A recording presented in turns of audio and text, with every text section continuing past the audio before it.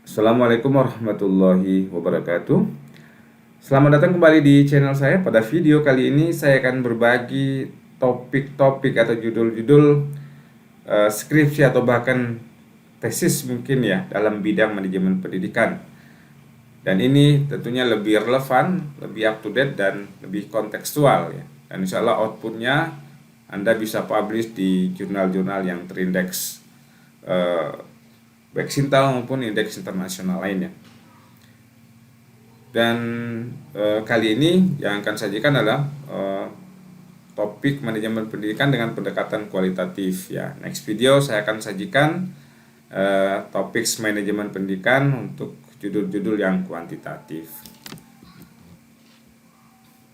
Baik, mari kita mulai. Yang pertama adalah topik tentang manajemen pesantren di masa pandemi COVID-19. Nah, ini tema yang menurut saya menarik sebab hari ini terjadi perubahan pola manajerial di pesantren yang disesuaikan dengan kondisi COVID-19, dan karena itu dinamika pengelolaan pesantren di masa pandemi COVID-19 menjadi sesuatu menurut saya yang layak dan menarik untuk diangkat. Yang kedua adalah kebijakan kepala sekolah dalam pembelajaran di masa pandemi COVID-19. Nah, ini juga salah satu tema yang cukup menarik sebab kebijakan pemerintah tentunya perlu diturunkan dengan kebijakan sekolah ya, kebijakan kepala sekolah dalam level praktis. Karena itu meneliti kebijakan kepala sekolah dalam penerapan kebijakan pemerintah di bidang pembelajaran di masa COVID-19 menjadi sesuatu yang juga penting dan menarik. Nah, berikutnya adalah strategi pemasaran sekolah di masa pandemi COVID-19. Dan ini menjadi salah satu topik yang juga relevan ya, sebab hari ini pemasaran sekolah itu sudah merambah ke dunia maya, sudah menggunakan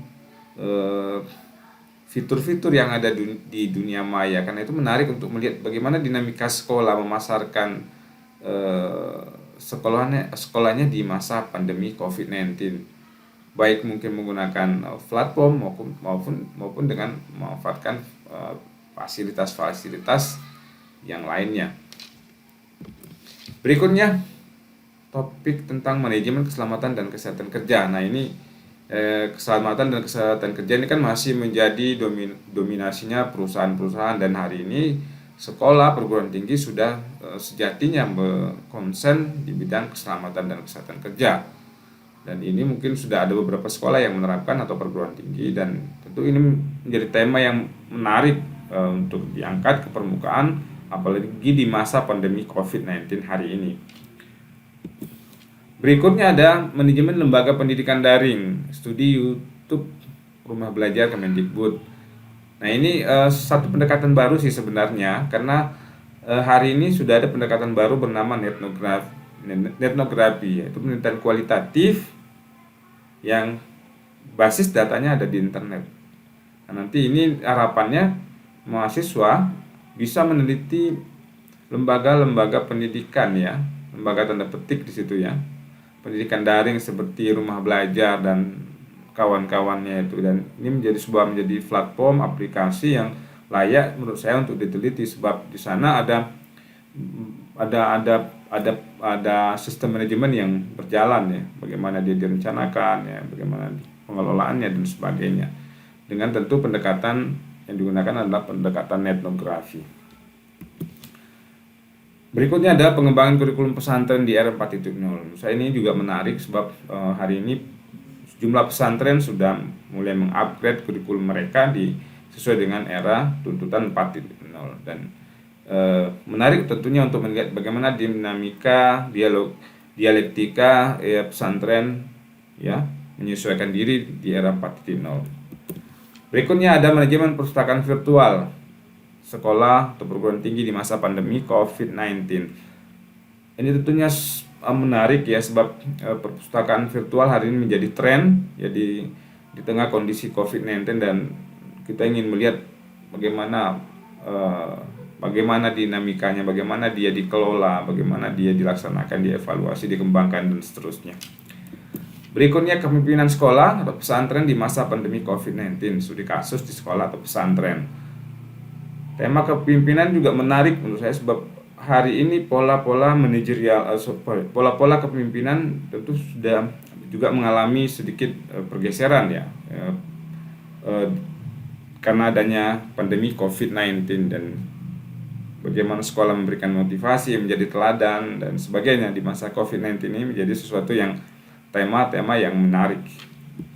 Kemudian sistem penjaminan mutu sekolah pada masa pandemi. Nah, ini tentu juga menjadi tema yang layak untuk kita angkat sebab sistem penjaminan mutu sekolah atau SPMI ya, sistem penjaminan mutu internal sekolah di masa pandemi COVID-19 ini tentu mengalami sebuah dinamika baru ketika masuknya era pandemi COVID-19. Kemudian layanan administrasi akademik masa pandemi COVID-19, studi pada sekolah atau madrasah atau perguruan tinggi. Nah, ini juga menarik untuk melihat bagaimana dinamika dinamika pola-pola layanan administrasi yang dilakukan secara daring ya, diantaranya ya, bagaimana benturan-benturan perilaku dan sebagainya itu menjadi sesuatu yang menarik. Berikutnya sistem penjaminan mutu pesantren. Nah, ini pesantren adalah sebuah kekhasan Indonesia, karena itu sistem penjaminan mutunya saya kira layak untuk diangkat permukaan ya. Barangkali di sana ada praktek baik yang bisa menjadi contoh ya, dan bisa dipublish, dan tema-tema pesantren menjadi sesuatu yang menarik ya ketika dipublish secara internasional. Kemudian sistem penjaminan mutu perguruan tinggi ya, ini juga masih tema yang cukup menarik karena kultur PPEPP atau PDCA di perguruan tinggi, khususnya mungkin perguruan tinggi swasta ya, menjadi sesuatu yang sangat unik ya, ada keunikan tersendiri yang diterapkan di Indonesia. Berikutnya ada strategi pemasaran lembaga pendidikan daring, studi website Ruang Guru. Nah, ini juga termasuk penelitian etnografi di mana kita meneliti website ini.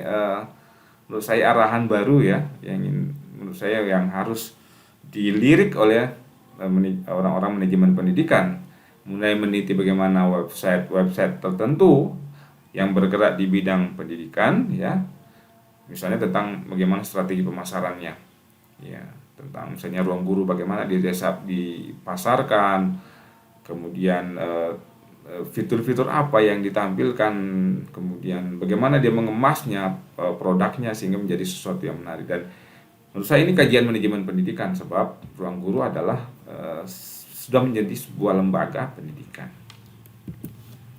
Berikutnya sistem penjaminan mutu eksternal, ini juga menarik sih menurut saya untuk meneliti bagaimana pola akreditasi sekolah di Indonesia di tempat tertentu yang dilakukan oleh Badan Akreditasi Nasional Sekolah, apalagi di kondisi hari ini dengan kondisi COVID-19 ya, bagaimana pola akreditasinya, bagaimana asesmen lapangannya dilakukan dan sebagainya.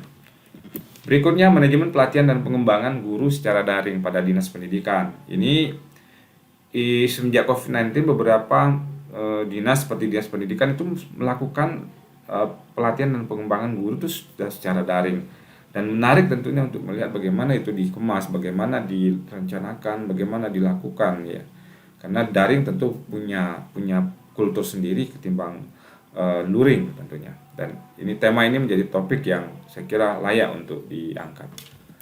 Berikutnya adalah sistem rekrutmen guru dosen pada masa pandemi COVID-19. Nah, ini juga menarik ya, mungkin bisa meneliti di kementerian pendidikan, Kementerian Agama, atau bahkan di sekolah yang sudah menerapkan sistem rekrutmen guru atau dosen secara daring ya, interview daring ya, kemudian tes daring dan sebagainya. Itu menjadi sesuatu dinamika yang menarik.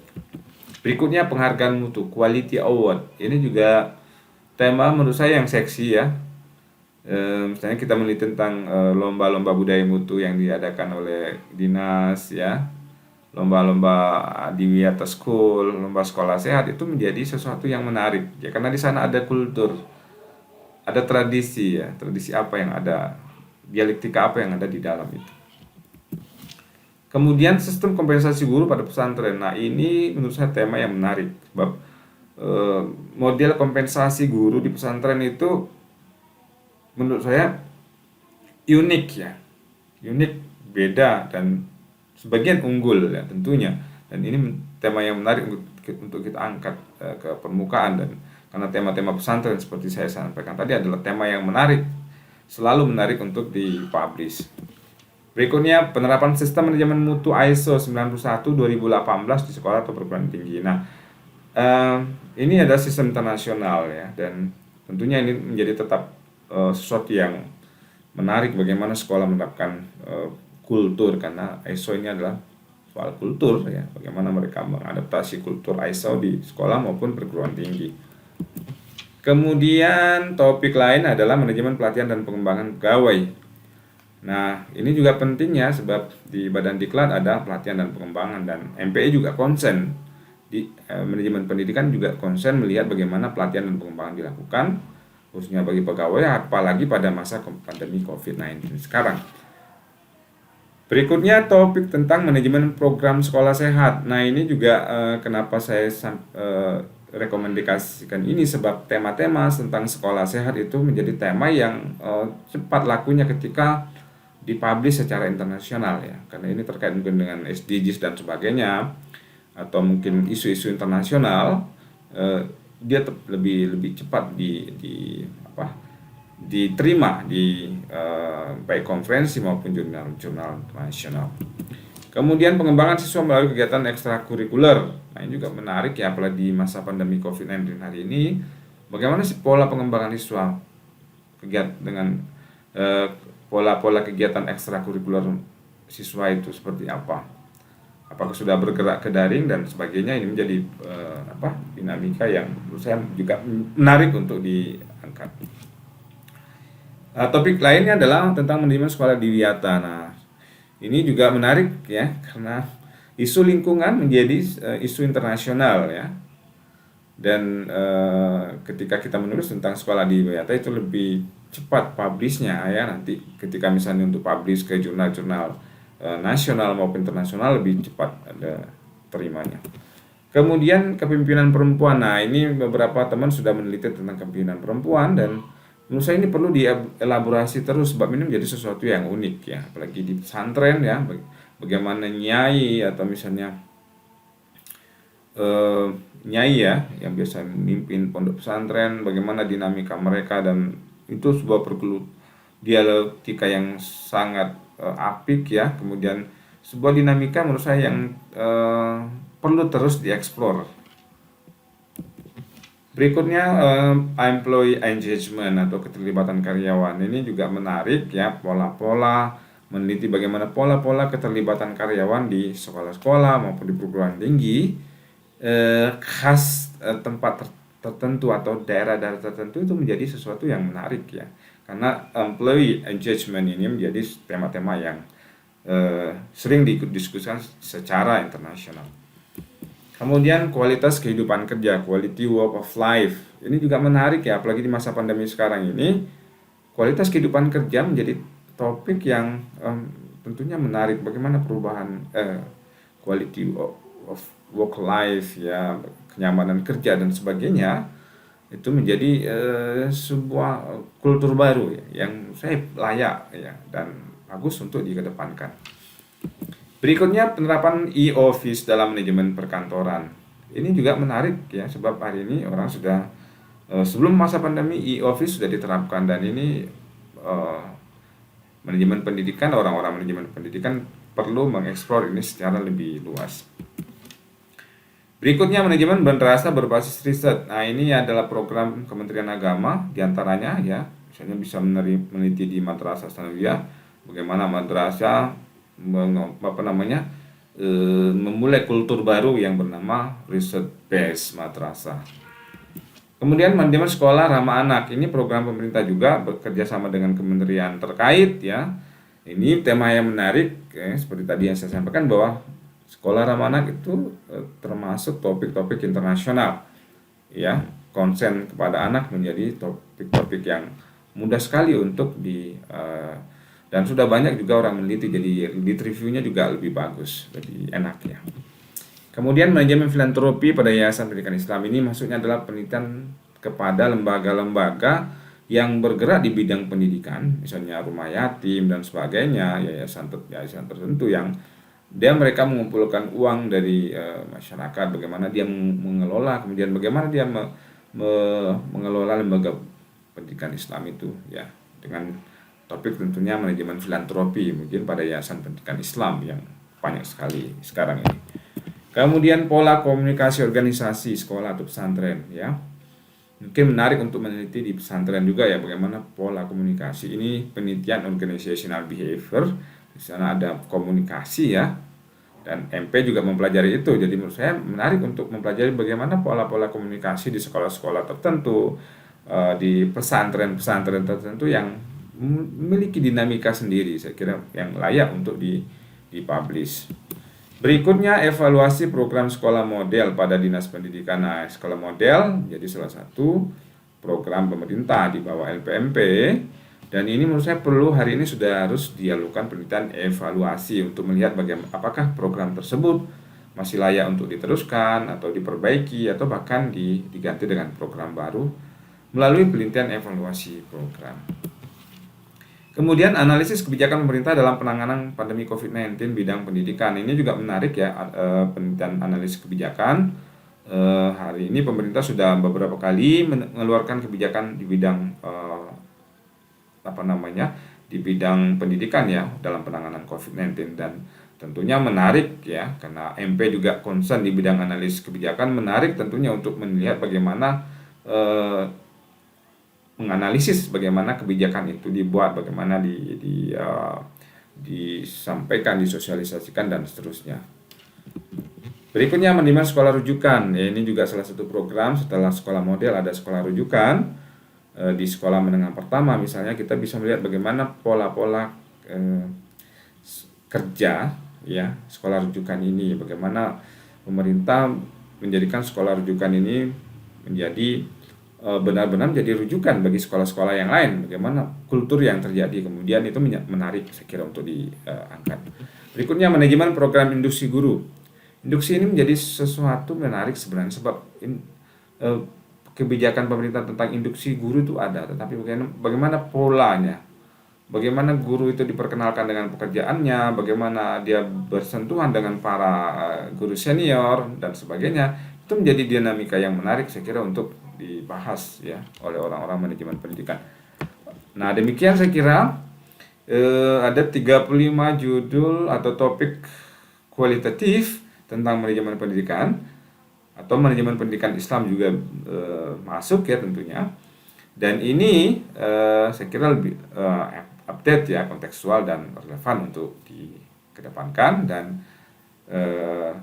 mudah-mudahan ini bermanfaat bagi dan bisa membantu adik-adik mahasiswa yang ingin mengajukan judul skripsi atau bahkan tesis di tahun ini. Terima kasih, semoga bermanfaat. Assalamualaikum warahmatullahi wabarakatuh.